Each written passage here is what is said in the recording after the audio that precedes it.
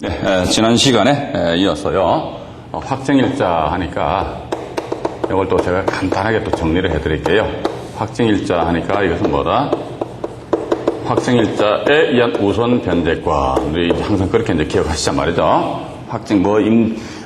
확정일자는 채권의 물건 하나. 그건 모르셔도 됩니다. 그건 뭐다? 확정일자에 의한 우선 변제권. 확정일자에 의한 우선 변제권. 우선 변제권은 뭐지? 우선에서 변제받아갈 권리. 우선에서 변제받아갈 권리. 누구에 대하여? 우선자가 들어가니까 뭔지 몰라도 어떤 상대가 있을 거 아닙니까? 지원자 있으면 내가 우선할까? 이거 말이 안 되잖아요. 그죠? 따라서 우선 변제, 누구에 대해서? 후순위 권리자에 대하여. 후순위 권리자보다 먼저 받는다 이거지. 그런데 단 뭐다? 앞선 권리에 대해서는 잭소리도 못 하는다는 거. 이게 우선 변제권. 그러면은 임차인이 확정일자에 의한 우선 변제권을 주장하기 위해서는 어떻게 하지? 그러니까 법 3조의 2의 제2항 10번 읽어보시라는 말씀 드렸습니다.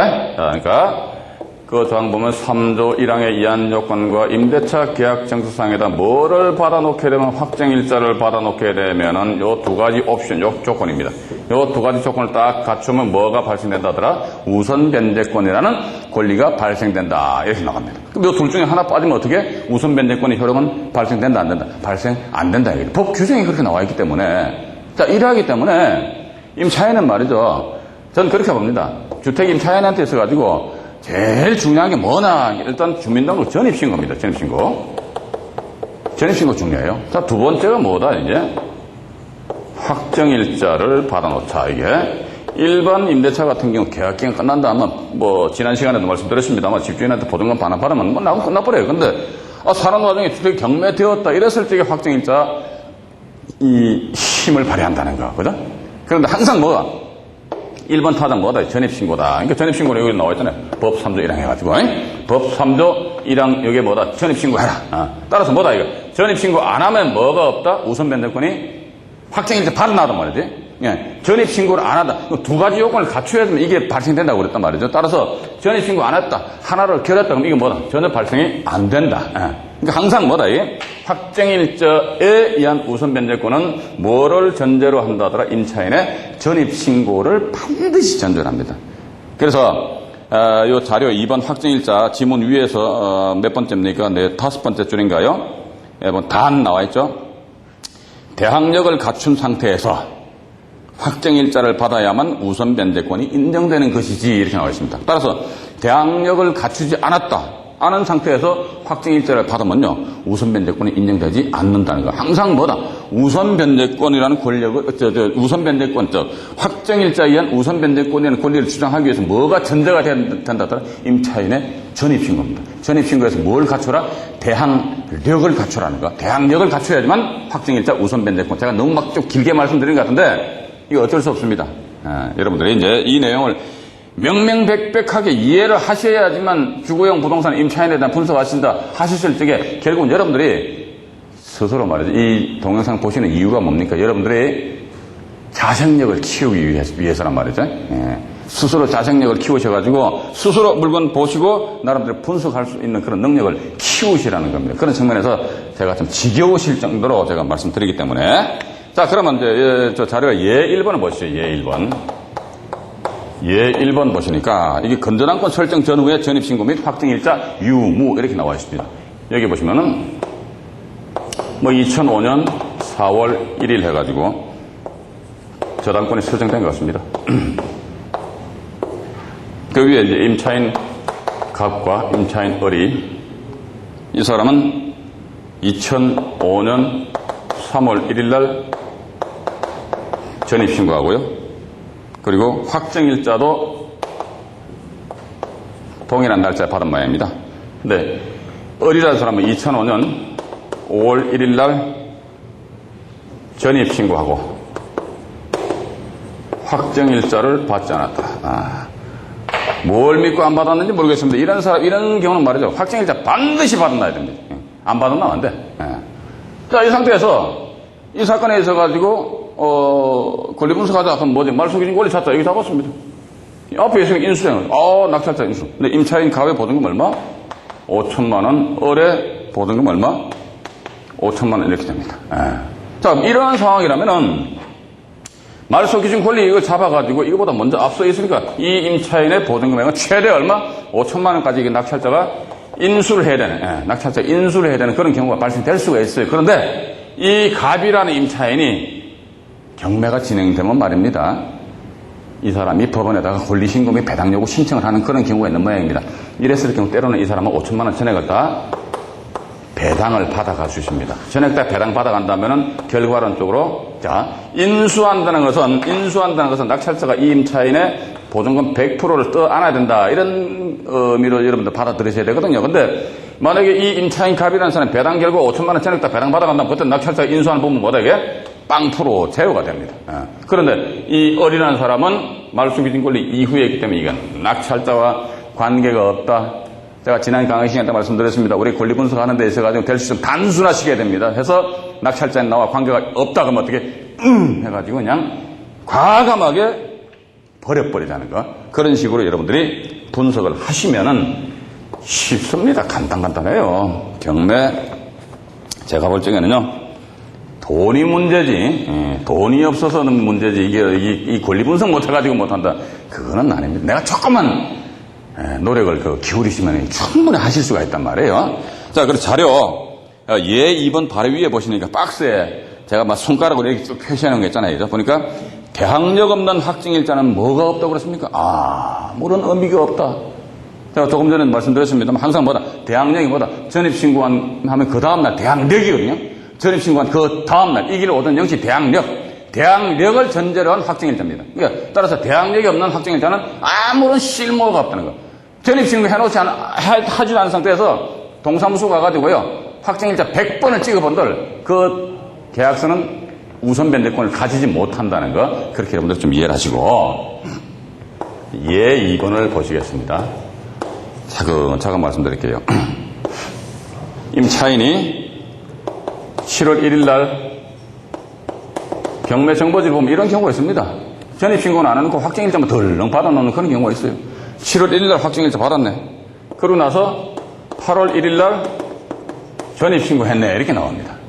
자, 그럼 여기에서 우리가 주거용 부동산에 대해서 요 설명을 제가 조금 이따 말씀드립니다. 주거용 부동산에 대해서 접근함에 있어가지고 첫 번째, 요것도 1번 타자입니다. 주택 임차인한테서 1번 타자, 뭐 전입신고, 2번 타자, 뭐 확정일자. 그러면 주거용 부동산에 대한 분석을 함에 있어서 1번 타자는 뭐지? 그러니까 낙찰자가 저희 임차인을 인수해야 되는지 인수 여부를 파악하자. 두 번째, 2번 타자가 뭐다? 이 임차인입니다. 우리가요, 등기부등본을 보게 되면 뭐 저당권이다, 뭐 가압류다, 뭐 저 조세 체납에 따른 압류 등기가 되었다. 근데 그런 권리는 전부 다 경매시 매각으로 다 죽어버려. 다 소멸된다. 그럼 낙찰자 관계 있다 없다? 관계 없단 말이죠. 물론 이런 임차인들 중에 있어서도 보면 때로는 낙찰자한테 대항할 수 없는 그런 임차인이 있습니다. 뭐냐? 그러니까 말소 기준 권리인 저당권보다도 나중에 전입신고했다면 이 임차인은 경매시 매각으로 잭소리 못하고 그냥 죽어버립니다. 그럼에도 불구하고 저당권자 이 사람은 얼마 배당받는가 이거 신경 쓰지 말자 이거지. 그렇지 않고 이 임차인은 말소 기준 권리보다 나중에 전입신고 하였음에도 불구하고 낙찰자한테 대항을 할 수가 없어요. 대항을 할 수가 없음에도 불구하고 어떻게 야가 과연 얼마를 배당받아가는가, 배당받는 금액이 얼마인가, 그건 여러분들이 한번 배당표를 작성해 보시는 것이 오히려 왜 나중에 명도 집행하심에 있어가지고 좀 유리합니다. 그런 측면에서 두 번째 보니까 이 임차인이 과연 배당 절차에 참여한다면 과연 얼마를 배당받을 것인가, 이거 배당 금액이 얼마냐, 요 두 가지 측면에서만 여러분들이 접근하신다면은 주거용 부동산에 대한 특히 임차인 분석은 뭐다? 땡것입니다. 임차인 분석 땡것이다. 첫 번째, 인수 여부는 뭐다? 그러니까 좀 말씀드렸죠. 말소 기준 권리 대 임차인의 대항 뭐다? 대항력을 가지고 빠르면은 인수, 늦으면은 소멸, 그렇게 보신다는 거죠.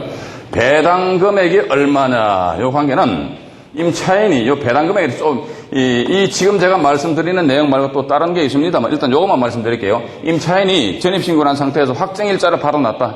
그러고 나서 당해 경매 사건에 있어 보니까 저당권 등의 권리가 설정되어 있다. 저당권 하니까 제가 지난 시간에 말씀드렸습니다만 대표적으로 건저당권, 물권은 뭐다 이게 우선해서 변제받아갈 권리가 있다.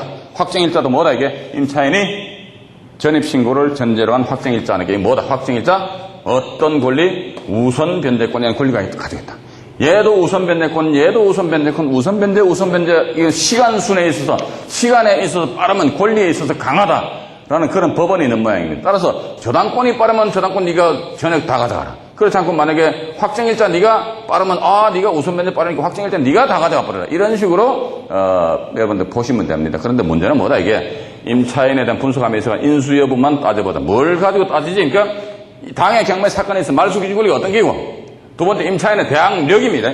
대항력이 언제 발생되느냐. 여기에 따라서 대항력이 빠르면 인수, 늦으면 소멸. 이런 식으로 여러분들이 접근을 하시면 되실 것 같습니다. 자, 그럼 여기서 예 2번을 보시면은 우선 이렇게 보시면 됩니다. 항상 분석하실 때는 주거용 부동산에 분석하신다면 대자를 써요. 대자가 뭐다 이게? 대항력입니다. 대항력은 언제? 자, 확정일자 받아놨으니까 자, 임차인이 확정일자에 의한 우선 변제권. 이걸 여러분들 습관화 시키셔야 됩니다.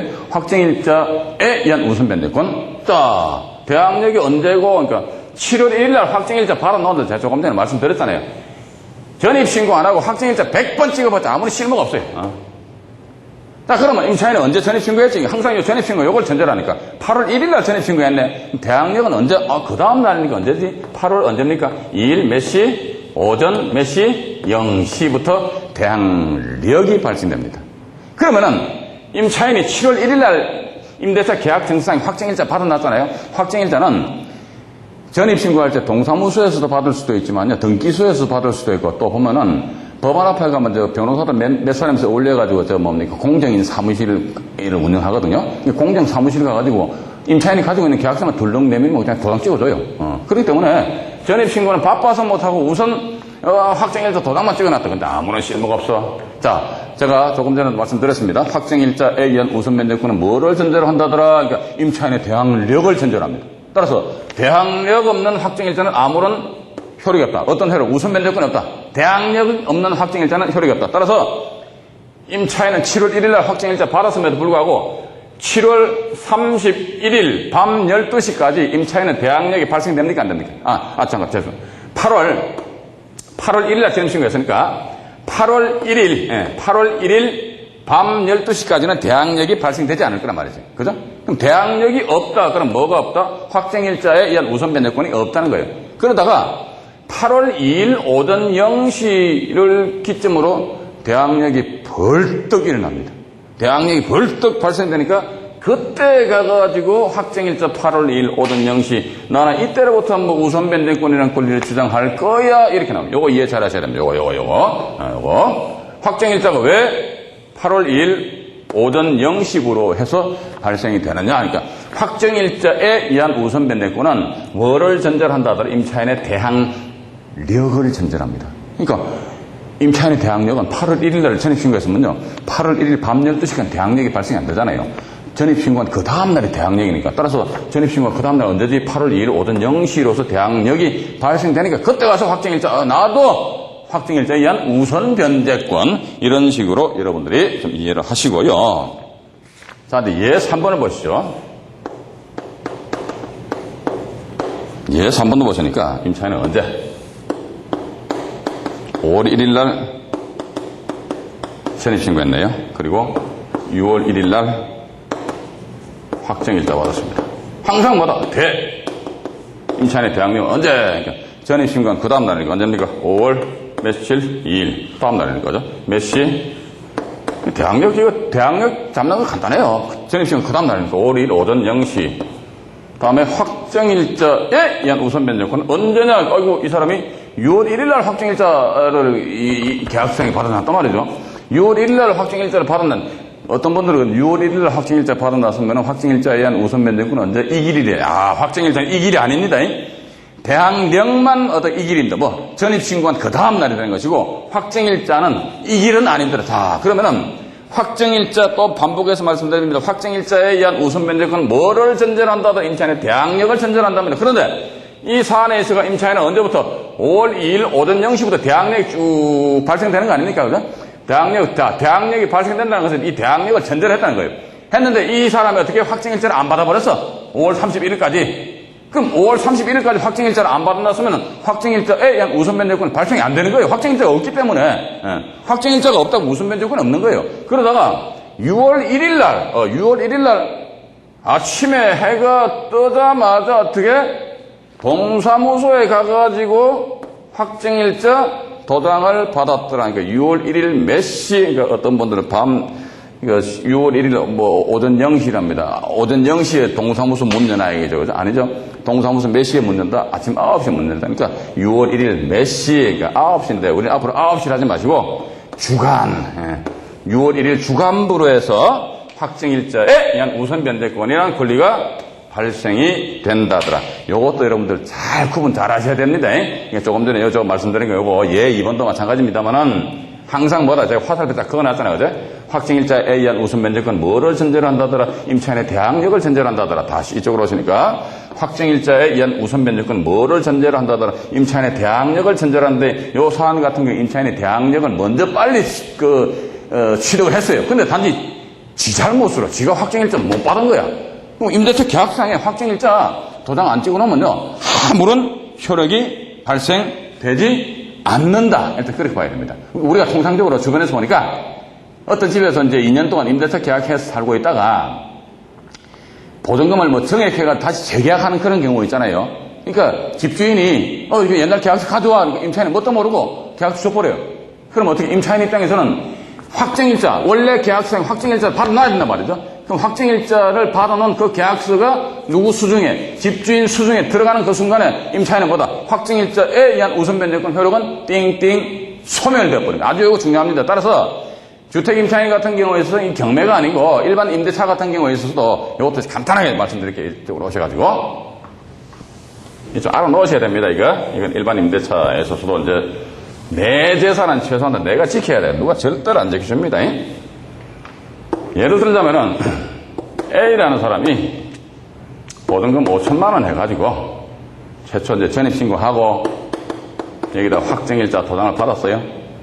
이때 계약기간이 만료가 됐습니다. 만료가 되면서 또다시 집주인하고 이제 보증금 1,000만 원 정액했어. 그럼 얼마입니까 이게? 6천만 원이죠, 그죠? 근데 전입신고 그대로 되어 있으니까. 근데 집주인이 에이 니 일로 와보라고 와요. 그러니까 니 나하고 처음에 계약했고 5천만 원짜리 계약서 안 했나? 네. 지금 이제 보증금이 6천만 원이니까 그런데요. 5천만 원짜리 계약서 가져올래? 네, 알았습니다. 해가지고 A가 5천만 원짜리 계약서를 집주인한테 덜렁 갖다 주면 그 순간부로 뭐다? 5천만 원짜리 계약서에 확정일자 받아놨잖아요. 그죠? 이 확정일자 받아놓은 것이 뭐다? 효력이 훨훨 날아가 버립니다. 그럼 어떻게? 임차인은 6천만 원 정해야겠다. 그럼 이 계약서상에다가 전입신고 요다 돼 있으니까 이때 가서 확정일자를 받아놓았다. 근데 요 6천만 원짜리 확정일자 요것만 딱 받아놨다. 근데 이 5천만 원짜리 계약서를 만약에 분실해버렸다면 임차인은 확정일자에 의한 우선변제권은 이때로 해서 발생되는 것이 아니고 재계약해가지고 이때 확정일자 도장 받으면 이때로부터 우선변제권이 발생된다는 겁니다. 그렇기 때문에 주택임차인 입장에서는 어떻다더라? 보증금액을 어쨌든 전액 다 회수할 때까지는 집주인이 예를 들어서 A한테 니 일로 와보라 너 계약서 5천만 원 가져온다. 아 그거 잊어먹었다고.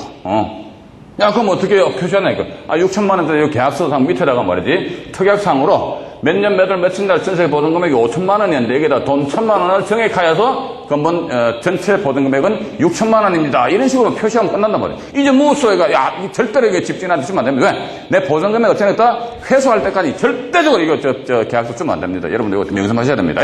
자 그런데 또 어떤 분들은요 이런 이야기 합니다. 참 이게 되지도 않는 이야기 하고 있어요. 5천만 원짜리 전세 계약서잖아요. 근데 이게 1,000만 원 정액 가져가죠. 그럼 계약서 다시 안 쓰고 여기다가 당구장 표시해가지고 1,000만 원 정액했다. 그러면 이게 6천만 원짜리가 되지 않느냐. 뭐 6천만 원짜리 계약서 되긴 돼요. 근데 이미 확정일자 여태 받아놨으니까 여기다 당구장 표시해서 1,000만 원 정액했다 하게 되면은 확정일자에 의한 우선변제권의 효력은 뭐다? 5천만 원 아니고 6천만 원이 되지 않네. 쓸데없는 소리 하지 말아라 이렇게 됩니다. 이게 보증금액을 정액하였다 그러면 계약서 써야 됩니다. 또 살다가 또 보증금 1,000만 원 정액했다면 또 어떻게 7천만 원짜리 계약서 쓰면서 밑에다가 당구장 표시해가지고 어떻게 보증금 정액한 부분이다. 이런 식으로 하면서 또 여기다 확정일자 또 받아놔야 돼. 자 그런데 이게 살고 있는 와중에 이 주택이 만약에 경매가 넘어갔다 이거예요. 경매가 진행이 되었다 했을 경우 임차인은 뭐다? 자기 임대차 계약서 이 사람 몇 장 가지고 있습니까? 1장, 2장, 석 장 가지고 있잖아요. 그죠? 석 장을 법원에 제출해야 됩니다. 그래서 여러분들이 경매 정보지를 간혹가다 보시게 되면은 임차인들이 말이죠. 전입 전입은 뭐 예를 들어 뭐 98년도 몇 년, 몇 월 며칠에 했고, 바로 밑에 보니까 1차 확정, 2차 확정, 3차 확정 이렇게 나왔어요. 1차 확정은 언제? 98년도. 2차 확정은 언제? 2000년도. 3차 확정은 언제? 뭐 2002년도. 이런 식으로. 그럼 요게 뭐지? 그러니까 처음에 요게 1차 확정 예를 들어가지고 5천만 원이다. 그럼 최초 임대차 계약시 보증금액입니다. 그러다가 2차 확정이 뭐지? 2년 있다가 정해야겠다는 거. 얼마? 6천만 원. 3차 확정 뭐지? 또 2년 있다 또 정해야겠다. 얼마? 1천만 원 정해가지고 7천만 원이다. 이런 식으로 해서 보증금액을 정액해서 거주하는 와중에 주택이 경매되었다 했을 경우 임차인들이 원래 계약서뿐만 아니라 정액된 계약서까지도 같이 첨부해가지고 법원에 제출해야 된다는 거. 그죠? 제출해서 어쨌든 내 보증금액을 배당받아야 될 거 아닙니까? 일반 임대차든 경매든 있어가지고요. 내 보증금 전액 다 회수하기 전까지는요. 어쨌든 이 계약서는 금싸라기다, 이게. 계약서 잊어먹은 사람들 간혹가다 있어요. 저 계약서 잊어먹었는데 어떡하죠? 계약서를 잊어먹으면요. 그 순간부로 확정일자에 의한 우선 변제권의 효력도 훨훨 날아가 버립니다. 그런 측면에서 여러분들이 좀 이해를 하시기 바라고. 자, 다음 시간에 이제 예 4번부터 말씀드리도록 하겠습니다. 감사합니다.